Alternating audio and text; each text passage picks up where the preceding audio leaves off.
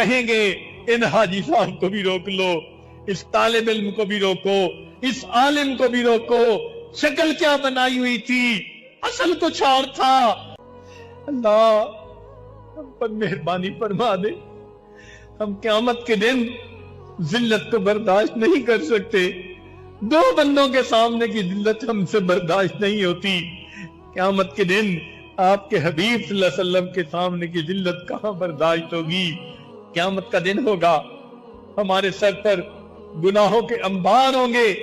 اللہ کے سامنے کھڑا ہونا پڑے گا، ایک ایک کو اللہ تعالیٰ دیکھیں گے، جیسے ایئرپورٹ کے اوپر ایک ایک کو مشین کے ذریعے سے سکین کرتے ہیں، اللہ تعالیٰ ایک ایک بندے کے دل کو سکین کریں گے۔ کتنے لوگ ہوں گے خوش نصیب جو گزر جائیں گے، جنت کا دروازہ دکھا دیا جائے گا، کچھ ایسے بھی ہوں گے جب گزرنے لہیں گے ان کو کہہ دیا جائے گا وَقِفُوهُمْ إِنَّهُمْ مَسْئُولُونَ، ان کو روک لیجئے، ہم نے ان کا ٹرائل لینا ہے، انہیں روک لو، ہم نے ان کی تفتیش کرنی ہے۔ اگر یہ ہمارے بارے میں ہو گیا ہمارا کیا بنے گا؟ کہیں گے ان حاجی صاحب کو بھی روک لو، اس طالب علم کو بھی روکو، اس عالم کو بھی روکو، شکل کیا بنائی ہوئی تھی،